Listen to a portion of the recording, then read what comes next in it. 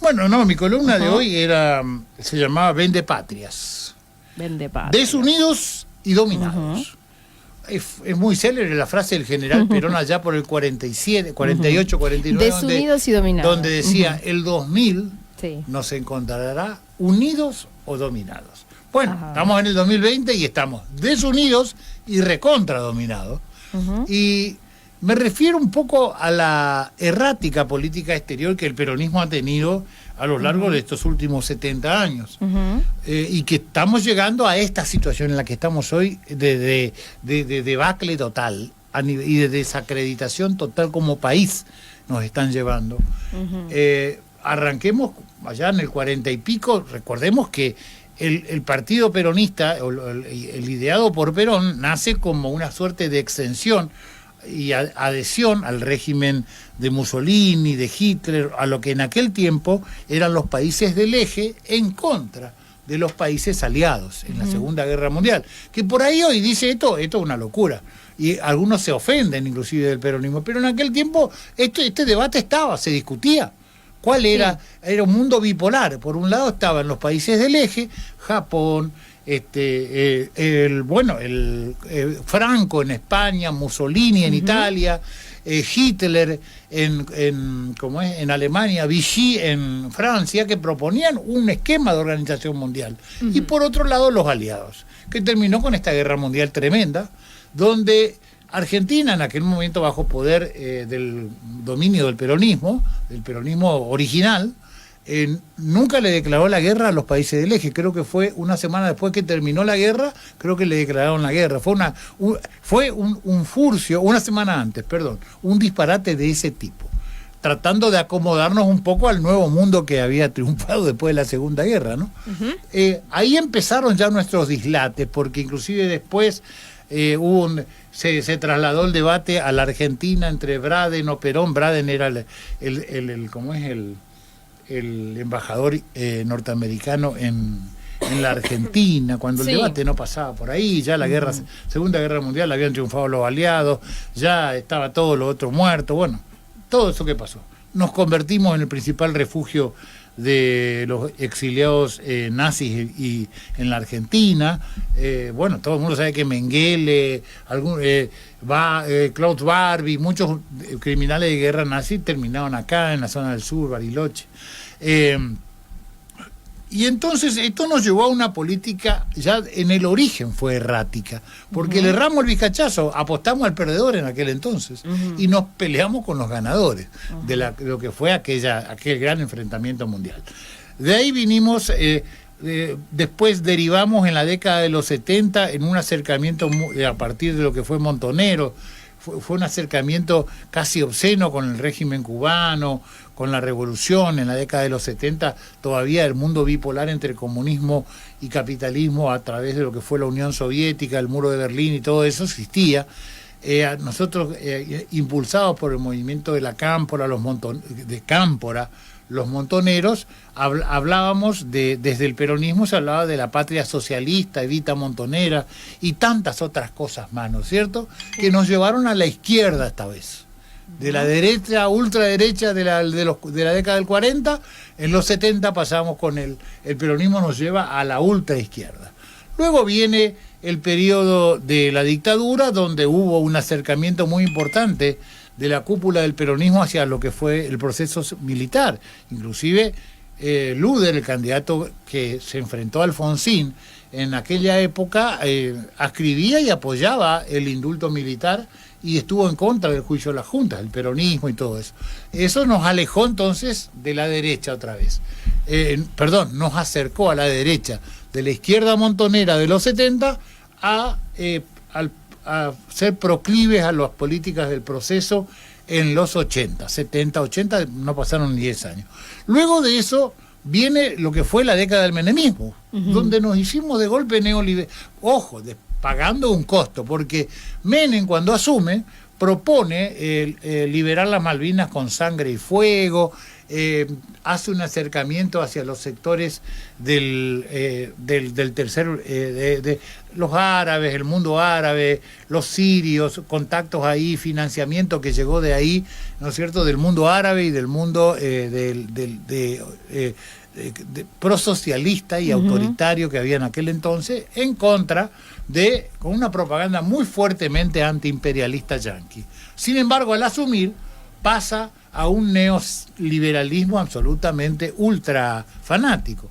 Y pasamos de ser favorables a estos regímenes de izquierda con que Menem se propuso ser en la época de campaña, a las famosas relaciones carnales que debíamos tener con Estados Unidos, y enviamos tropas inclusive en el Golfo Pérsico. Esta situación inclusive derivó en lo que se conoce como los atentados de la AMIA, el atentado a la Embajada de Israel, el mismo asesinato de Nisman. Son todos consecuencias de esta política errática que los sectores, ¿no es cierto?, del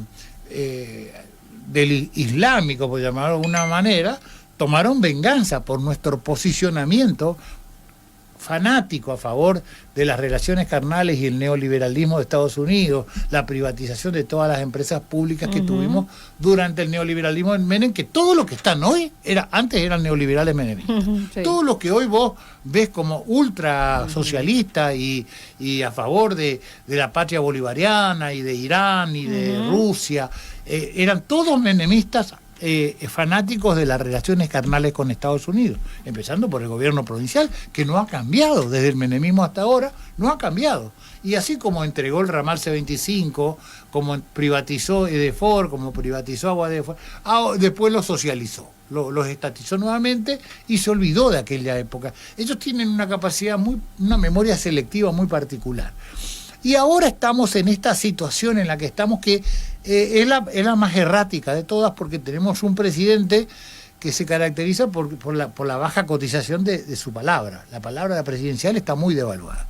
Tenemos un presidente fluido, un presidente líquido, que según el envase que lo contenga pueda tomar diferentes formas. Cae como una gelatina, sí. Sí, viste que el líquido vos lo pones en un envase cuadrado y es cúbico. Vos lo pones en un envase redondo y toma la forma del envase que tiene. Por eso digo que tenemos un presidente fluido, líquido, ¿no es cierto?, que es capaz de ir a pedir ayuda pero encima no tienen idea de la dimensión y los costos también, y del contexto en que porque se va a la reunión del grupo de los 20 a Europa, le chupa las medias a Macron, habla con Angela Merkel, le pide ayuda contra el Fondo Monetario para el Fondo Monetario Internacional, le hace un tackle en el pasillo a Biden y le dice que él es un gran presidente, que debería llamarse Juan Domingo Biden, haciendo referencia a que debería ser peronista, y trata de buscar una foto porque el Departamento de Estados Unidos había negado una audiencia con él. Entonces, ¿qué hace? Lo intercepta en un pasillo del hotel y se saca una foto con él abrazado. Se le cuelga del cuello ahí, le hace unos babeos, digamos, se le cuelga el saco. Una reunión absolutamente forzada, digamos, una foto forzada, donde aparentemente era el mejor presidente del mundo, él se lo dijo en ese momento. De ahí pasamos a la ardua negociación con el Fondo Monetario Internacional, y cuando parecía que había una carta de intención mínima para poder arreglar el tremendo desastre que tenemos, porque tenemos un serio riesgo y tenemos la necesidad de refinanciar la deuda, aparece esta gira donde el presidente se va primero a Rusia, le promete amor eterno y fidelidad a Putin, y encima se ofrece. Es una sobreactuación, no hace falta. Ni siquiera Putin podía creer lo que escuchaba. Porque, te cuento cómo fue esto también, hay que tener en cuenta. Dice que hablando de relaciones amorosas hoy, en el día de San Valentín. Sí, hablamos, claro, muy bueno. Porque tenemos un presidente enamoradizos, él se enamora de todo. Se enamoró de Biden, se enamoró de Macron, se enamoró de Angela Merkel, ahora se enamoró de Putin. Sí. Y realmente dice que en la escena esa en que aparece nuestro presidente ofreciéndose impúdicamente, indignamente, a ser colonia prácticamente y a ser el puntero de Rusia en Latinoamérica, que fue lo que ofreció, se ofreció a ser el operador. Nosotros nos ofrecemos prostituirnos para Rusia para ser la playa de desembarco de Rusia en Latinoamérica. Eso fue dice que esa escena no debía haber salido en los medios, y fue una equivocación de la portavoz presidencial, la Cerruti, que fue la que creía que no se estaba filmando y había sido, se estaba filmando. No apagaron la camarita, una vez más. No apagaron la cámara. Y hay una escena increíble donde aparece la Cerruti queriendo desenchufar el video y no puede. Bueno, de ahí vamos ¿a dónde? A China, con el partido hermano, según la definición. Vamos detrás de la seda somos fría. La ruta de la seda, que en realidad algunos lo llaman la rata de la seda, porque lo que le hemos prometido a China, y China es uno de los... Yo no sé, habla mucho del imperialismo yanqui, que podría ser así, que nunca vamos a aceptar que sea así, pero no hablamos de lo que ya está pasando con China en la Argentina. En China funciona en Neuquén una base militar china. Tenemos más chinos que argentinos ya últimamente. Sí, no, ni hablemos del tema de la ocupación de los supermercados, inversiones. Tal cual. Pero vamos a la cuestión geopolítica. Bien. Una base aeroespacial militar en Neuquén, que, te aviso, y que sepa la gente, es territorio chino. No podemos entrar los argentinos. Es territorio chino por el convenio que tienen. No pertenece más a la Argentina.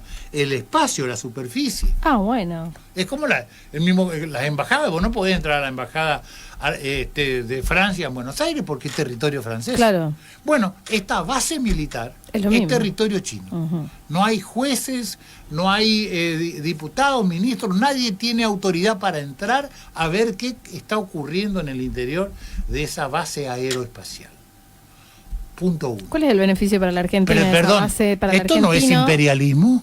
¿Esto no nos están dominando? ¿Cómo podemos ceder nosotros soberanía hasta ese punto? Punto 2. Es un arma de doble filo. En la milla 200 del mar argentino, justo en la milla 200, está medido con una regla así, hay centenares de barcos chinos. Ahora, en este momento, hay centenares de barcos chinos que están depredando la fauna argentina y que están transgrediendo las normas internacionales e invadiendo territorio de la plataforma argentina en el mar argentino. ¿Y eso no es imperialismo? Fernández no tenía nada y es un problema porque hay cientos de millones de pesos, de dólares por día que depredan de nuestra fauna itícola, de nuestra riqueza itícola y que llevan para la producción de los alimentos en China. Eso lo hace. Hablo de centenares. Cuando hablo de centenares, no bajan de 400 o 500 barcos, factorías enormes, con una capacidad de pesca y de manufacturación, porque son buques factoría, ahí mismo ya sale enlatado, ¿no es cierto?, que de millones de toneladas, millones de toneladas, ¿no es cierto?, que están siendo destrozadas nuestra economía por los barcos pesqueros chinos, ¿no? Que cuando son atrapados, lo primero que hacen, se bajan en las barcazas, le ponen una bomba y hacen volar el barco, que le sale más barato que hundir el barco chino que pagar cualquier tipo de multa. Y encima lo tenemos que traer, darle de comer y después lo mandamos de vuelta a China, a los chinos. ¿Saben que es así? Sí. Y yo pregunto, ¿eso no es estar dominados? ¿Eso no es estar sometidos? En el 2004 ya tuvo Néstor Kirchner en China y prometió 20.000 millones de dólares de inversión en los próximos 4 años. Todavía estamos esperando. Ahora dice que van a venir 23.000 millones producto de lo que la prensa llamó, no la ruta, sino la rata de la seda, digamos, que sería el convenio que firmó Argentina con Chile, con China. ¿Dónde? Chile, por ejemplo, es muy diferente. Chile tiene tratado de libre comercio con China, con Japón, con Estados Unidos, hace negocios con todo, ¿no es cierto? La multilateralidad que le dicen. En cambio, nosotros nos entregamos absolutamente y somos absolutamente dominados por China, a quien alabamos un régimen como el chino, que mató 60 millones de personas para poder gobernar. Enamorado y dominado. Enamorados y dominados. El enamorado no correspondido somos nosotros. Bien, así que bueno, por eso digo, vendepatrias, desunidos y dominados.